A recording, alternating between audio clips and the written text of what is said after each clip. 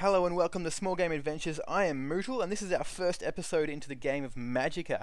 Now we're going to be doing a quick intro to the Dungeons and Demons DLC, and we're going to get this Hey mach-arena achievement, which is to finish the Dungeons and Demons DLC on hard difficulty without dying. It sounds daunting and it can take a couple of goes, but you'll get it eventually if you use this method. We're going to use the ninja skin. We're going to teleport through this wall here. This is how you activate hard mode. It starts on normal mode. You've got to use electricity on I guess a shrine there. Which you can obviously light up with fire and stuff if you open up that door.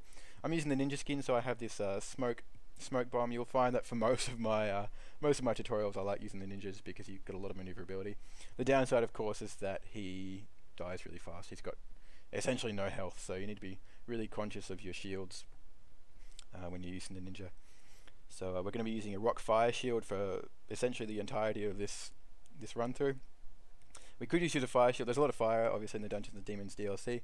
We're using a rock shield here, though, just because we want to be able to walk through things. Anything with rock in it, any shield with rock in it, will allow you to walk through unarmored opponents, which is very, very handy for this. We're trying to get through as fast as we possibly can. We don't pick up haste until the next level set, I guess.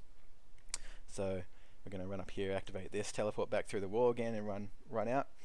There's another achievement, I think, to finish this part of it without killing any trolls, which you can also get. If you haven't got that, you'll get that by doing the run through like this. But that first part's pretty easy. We've done it in just over a minute. This old library is probably one of the harder bits.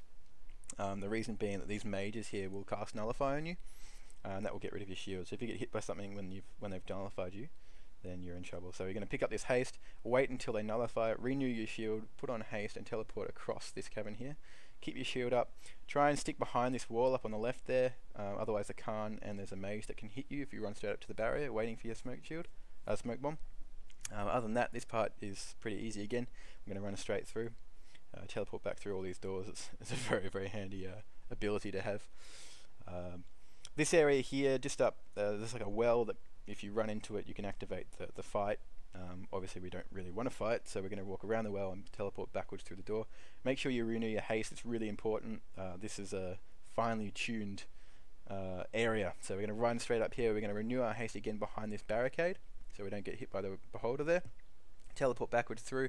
Got to watch out for a mage in the middle of this room. He'll cast a meteor spell at you. Try and hide behind that brute so you don't get hit by it, and then teleport backwards through the triple doors again. Now we're up to the boss, so we've just done that in 2.5 minutes. This guy is definitely the hardest part of this achievement. Again, he will kill you in one hit because we're the ninja, we have no health, so we can't let him hit us even with a shield. The shield is more so for the surrounding mobs.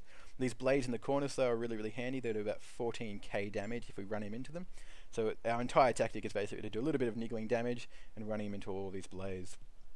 So a spell that I'm using, I'm equipping on my sword, is a qrqrase. To put it on your sword, you shift left click and then shift left click again to cast it. It's pretty handy.